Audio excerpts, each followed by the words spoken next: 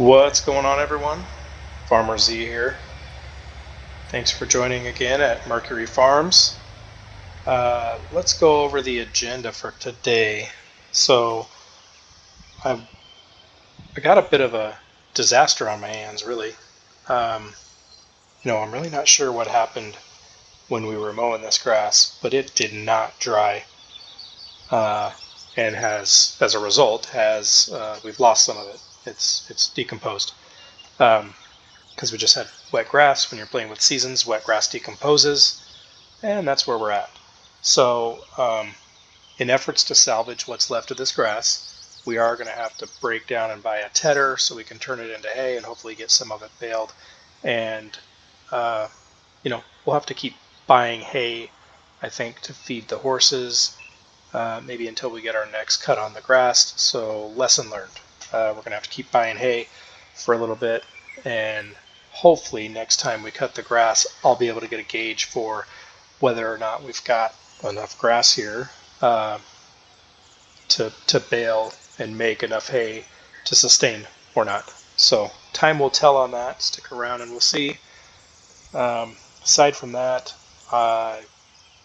last episode, over here on these fruit trees, added manure to them. So I had them producing for a few days with water only. Now we've added manure for a day, so we'll get in and check the finances and see if it's going to be worth it to continue to buy the pallets of manure or not. And, last thing we'll probably do here is review finances as a whole. Remember, we started with $5,000. We're in mid-spring now and up to $11,000. So, we're getting money, passive income off these horses here. Passive income off the fruit sales from our fruit trees.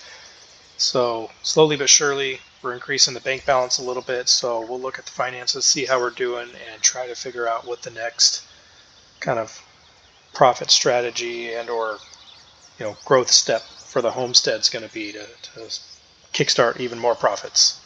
All right, let's get to it. Let's find ourselves a tedder.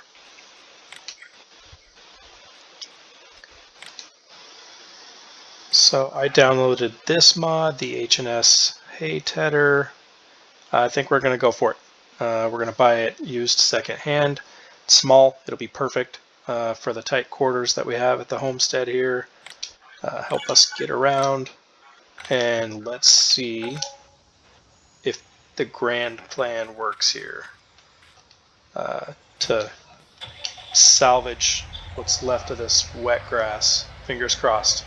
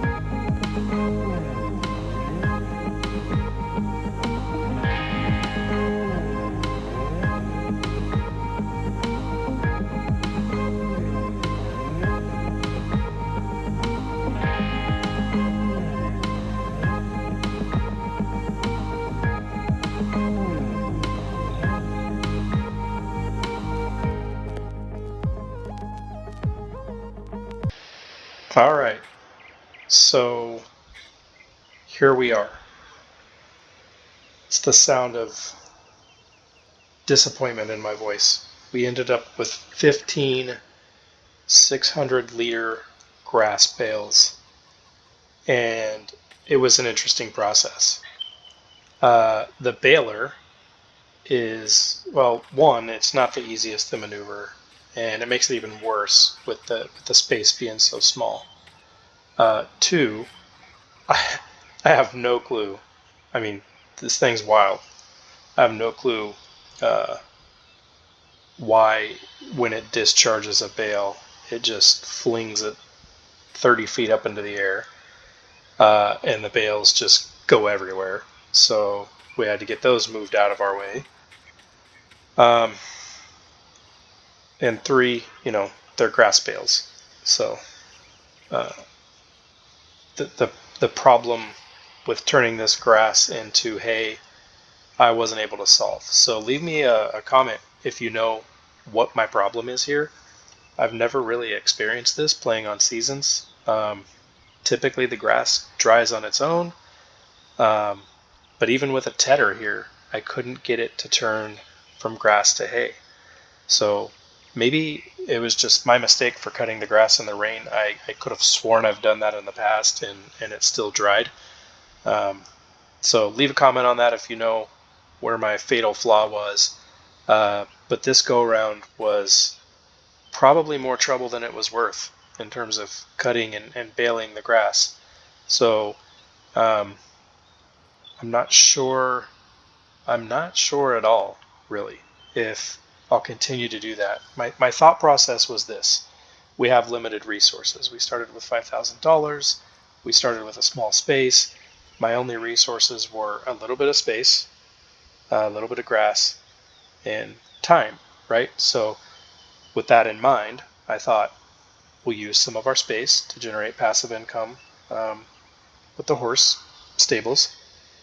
We'll use our grass to sustain those horses by mowing it and turning it into hay, knowing full well it would be a bit of a debacle trying to mow around all the obstacles in such tight spaces here, but just trying to think, along the lines of being resourceful. And then time, that's the third resource we have here, right? So again, that goes back to knowing full well that it wouldn't be an efficient process, but we need to be resourceful, and that was the mindset. However, with the income we're making off of the horses daily, we're going to start selling eggs here from the chickens as well. I'm just not sure if it's going to be a necessity to mow and bale this. We may be better off just buying a bale of hay every few days to feed these horses, and selling the tedder, perhaps selling the baler, mower. I mean, we've got some equipment we can sell here if we shift our strategy elsewhere. So that's something I'm going to think through. Leave comments, give me suggestions if you have them. We're learning as we're going here, and I think the strategy may evolve here. So stay tuned to see what we decide to do next. And then the other thing we were going to take care of today was looking at these fruit trees, specifically the financial equation. So let's have a look at the finances here and see. I think property income is the line that this comes up as. So you can see our property income the first couple days was $14.40 off of these fruit trees.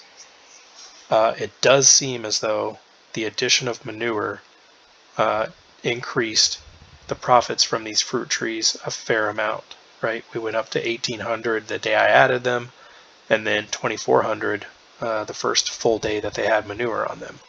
So I think it's going to be advantageous to continue buying the manure pallets because they are only $100 a pallet.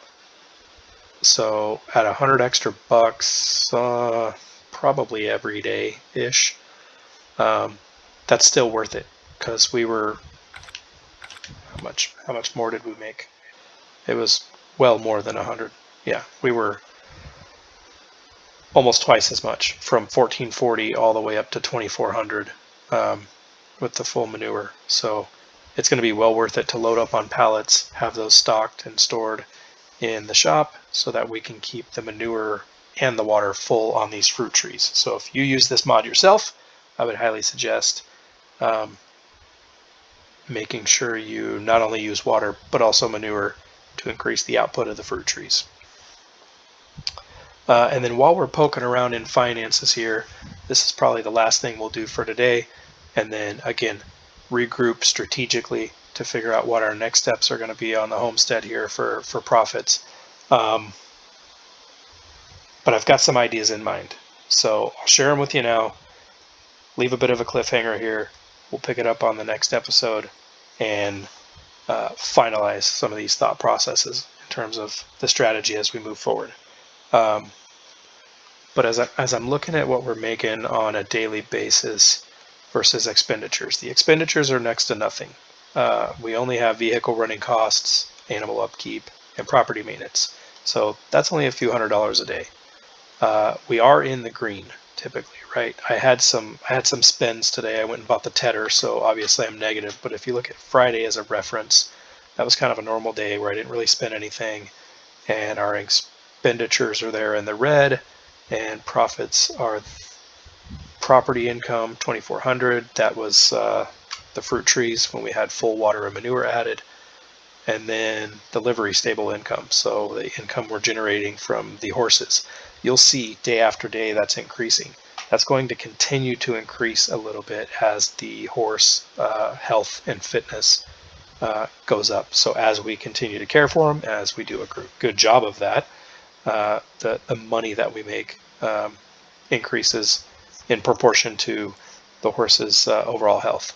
So, on a daily basis, just rough math here, I'm rounding 2,400 plus 1,300, so that's going to be $3,700 minus, call it 450. Let's just round up to 500. So 37 minus 500, what are we looking at? 2,800 a day. So we're making 2,800 a day.